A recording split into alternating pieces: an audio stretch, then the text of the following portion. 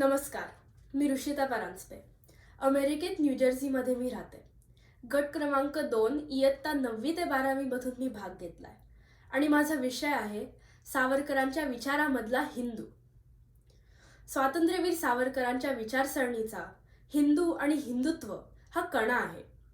इंग्लंडमध्ये 1906 ते 1910 या काळात सशस्त्र क्रांतीचं कार्य करत असताना दुसरीकडे त्यांच्या मनात हिंदुत्वाचा विचार सुरू झाला होता आणि 1910 नंतर अंदमानात जन्मठेपेची शिक्षा भोगत असताना त्यांच्या या विचाराला अधिकच चालना मिळाली.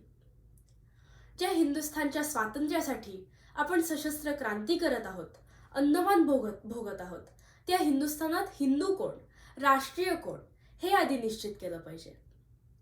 हिंदूची व्याख्या करणं मोठं अवघड काम होतं, कारण इथे अनेक पंथाचे, अनेक संप्रदायाचे लोक होते. वेदाला मानणारे होते आणि वेदाला न मानणारे होते, आस्तिकही होते आणि नास्तिकही होते. या सर्वांचा समावेश असलेली बौद्ध, जैन, शीख, आर्य समाजी, परधर्मातून शुद्ध होऊन परत हिंदू धर्मात आलेले हिंदू, या सर्वांना सामावून घेणारी शास्त्रीय आणि ऐतिहासिक बैठक असलेली हिंदू शब्दाची व्याख्या सावरकरांनी केली. सिंधू नदीच्या काठी वसलेल्या आपल्या वैदिक काळातल्या राष्ट्राची सप्तसिंधू या नावापासूनच हप्त हिंदू, हिंदू, शिंदू, सिंधू, इंडोस ही प्राचीन विशेष नावं पडली आहेत. उच्चार भिन्न पण मूळ शब्द सप्तसिंधू हाच. या नंतरच्या काळात तर प्रासादापासून पर्णकोटीपर्यंत मी हिंदू ही जाणीव कोट्यानकोटी हिंदूंमध्ये मुरून गेली. लाखो वीरपुरुष अटकेपासून रामेश्वरापर्यंत या हिंदुत्वाच्या मानासाठी पिढ्यानपिढ्या युद्धात झुंजले, झगडले. पण शेवटी अहिंदूंची पातशाही पायाखाली तुडवून जेव्हा त्यांनी हिंदूपद पातशाही स्थापन केली, तेव्हा साऱ्या हिंदू राष्ट्रभर विजय दुंदुबींनी संत रामदासांचे शब्द घुमले. बुडाला औरंग्या पापी, हिंदुस्थान बळावले, अभक्तांचा क्षयो झाला, आनंद वनभुवनी.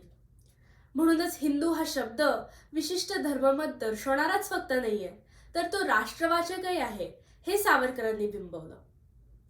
हिंदुत्व या प्रबंधात सावरकर म्हणतात, ज्या पुण्यवान सरितेनं हिंदूंना जीवन दिलं, त्यांना आपल्या तीरावर वाढू दिलं, त्या सरितेचं, सिंधूचं आणि तिच्या सख्यांचं स्मरण हिंदू या नावात साठवलं होतं. म्हणूनच परकीयांशी व्यवहार करताना परकीयांनी हिंदू म्हटल्यावर आम्ही आनंदाने ओ दिली आणि काळाच्या ओघात हिंदुस्थान आणि हिंदुस्थानाबाहेर आम्ही हिंदू या नावाने ओळखले जाऊ लागलो. असा हिंदू या नावाचा इतिहास सांगितल्यावर हिंदूची व्याख्या करताना सावरकर म्हणतात, उत्तरेकडील हिमालयात उगम पावलेल्या सिंधू नदीपासून ते दक्षिणेच्या सिंधू सागरापर्यंत पसरलेली ही विशाल भरतभूमी ज्यांच्या पूर्वजांची आहे, म्हणजे ज्यांची पितृभूमी आहे आणि हिंदू संस्कृतीवर आपली संस्कृती म्हणून जो अधिकार सांगतो, एवढंच नव्हे तर ज्या भूमीला आपल्या ऋषीमुनींची, द्रष्ट्यांची, धर्मपुरुषांची आणि पुण्यक्षेत्रांची म्हणून जो पवित्र पुण्यभूमी मानतो आणि तिच्याशी एकनिष्ठ राहतो, तो हिंदू आहे. मानवतावादाची अलीकडची पायरी म्हणजे हिंदुत्व. हिंदुत्वातून मानवतावादाकडे जायचं आहे आणि त्याचं पुढारी पण हिंदूंनाच करायला लागेल, हे स्पष्टपणे सावरकर सांगतात. हिंदुत्व गमावणं म्हणजे मानवतावाद ही नकारात्मक भूमिका मात्र त्यांना मान्य नाही आणि दुर्बलतेमधून निर्माण होणारा मानवतावाद तर त्यांना बिलकुलच मान्य नाही. सावरकर म्हणतात, सहिष्णुता हा हिंदू धर्माचा मानबिंदू आहे. अशा गप्पा मारणाऱ्यांनी हिंदू धर्म अर्धाच वाचला, गीता आणि वेद अर्धेच वाचले, इतिहास अर्धाच वाचला. वाटेल ते सहन करावं असं हिंदू धर्म कधीच सांगत नाही. जे न्यायानं वागतील त्यांच्याशी सहिष्णू, अन्यथा नाठांचे माथी हणू काठी असं आमचे संतही सांगतात. धर्म म्हणजे केवळ पारमार्थिक गोष्टींची चर्चा, चेतन वस्तूंचा शोध किंवा द्वैत अद्वैताचा वादविवाद नव्हे, तर धर्म म्हणजे व्यवहार, धर्म म्हणजे इतिहास आणि धर्म म्हणजे राष्ट्र. म्हणूनच धर्मांतर म्हणजेच राष्ट्रांतर होतं. धर्म बदलला की माणसाच्या श्रद्धेची, निष्ठेची स्थानच बदलतात, म्हणजेच राष्ट्रांतर होतं. धर्मांतर केलेल्यांना हिंदू धर्माने आतापर्यंत आपले दरवाजे बंद केले होते, पण शिवाजी महाराजांनी परधर्मात गेलेल्यांना परत हिंदू धर्मात आणलं होतं. सावरकरांनी शिवाजी महाराजांच्या सामाजिक सुधारणेचं रूपांतर शुद्धी संघटनेच्या चळवळीत केलं.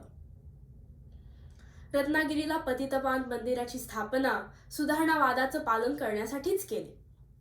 अस्पृश्यांसह सर्व हिंदू बांधवांना तिथे प्रवेश, त्यांचं सहभोजन, अस्पृश्यांच्या हस्ते देवांची पूजा, स्पृश्य हिंदू अस्पृश्य कीर्तनकारांच्या पाया पडत, या आत्तापर्यंत कधीही न घडलेल्या आवश्यक असणाऱ्या सर्व गोष्टी तिथे घडायला सुरुवात झाली होती.